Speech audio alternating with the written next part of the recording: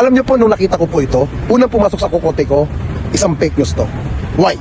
Kasi, hindi naman po nakakumpay si General Torre. Kaya nga po kanina nung magkausap kami ni General Torre, laking gulat ko nung malakas ko siyang nakaharap. Stick, meron naman akong dalawang kakasuhan na mga siraulong nagpapakalat ng mga fake news na yan. Opo. Tiyakin nyo po na makatotohanan yung mga ina-upload nyo. Hindi po masama bumanat, bumakbak kung kaninong personalidad. Hi, isang mapagpalang araw po. Ngayong araw po ng January 17, 2025. Kanina po galing po ako dyan sa loob ng Campo Crame sa Quezon City. Ang pinuntahan ko po kanina sa Campo Crame ay itong si CIDG Director, Police Brigadier General Nicolas Torre. Kaya po ako pumunta sa kanya dahil may mga nakita akong posting na mga photos, litrato na kaduda-duda. Bakit ko po nasabing kaduda-duda, mga kaibigan? Kasi doon sa posting po na yon, pinalalabas, nakakumpine daw siya, nakahiga daw siya sa isang hospital bed na may dextrose, may nakalagay sa ilong niya. Now, ang nakakatawa po rito, malala daw ang lagay ni General Torre. Alam niyo po, nung nakita ko po ito, unang pumasok sa kokote ko, isang fake news to. Why? Kasi, hindi naman po nakakumpay si General Torre. Kaya nga po kanina nung magkausap kami ni General Torre, laking gulat ko nung malakas ko siyang nakaharap, maayos at higit sa lahat, masigla yung mama.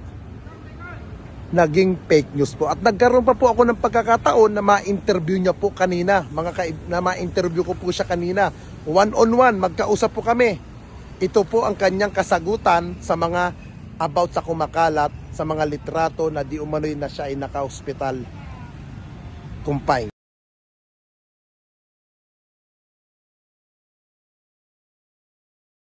February 17 ngayon, 2025. Yan si Sir Torre. Si IDG Director, yung sinasabi niyong malalat, nakakumpine, fake news kayo. Sir, ano masasabi niyo doon, sir?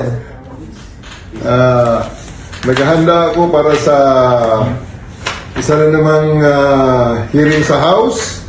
At sa next week, meron naman akong dalawang kakasuhan na mga siraulong nagpapakalat ng mga fake news na yan. Opo.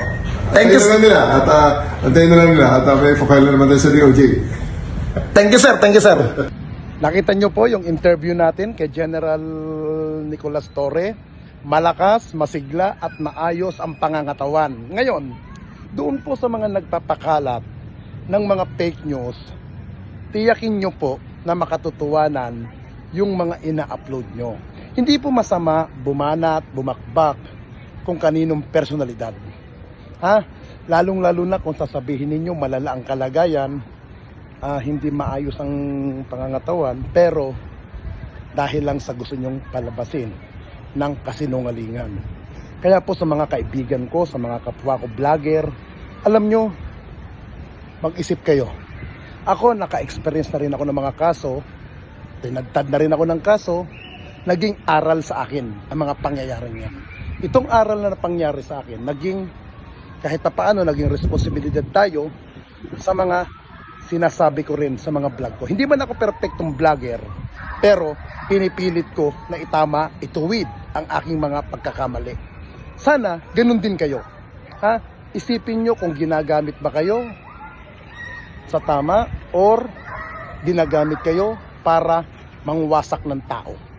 Alam nyo po si General Torre, napakabait na tao yan. Personal ko siyang kakilala. How many times ko na siya nakaharap, never ko nakitaan yan ng pagiging arrogante.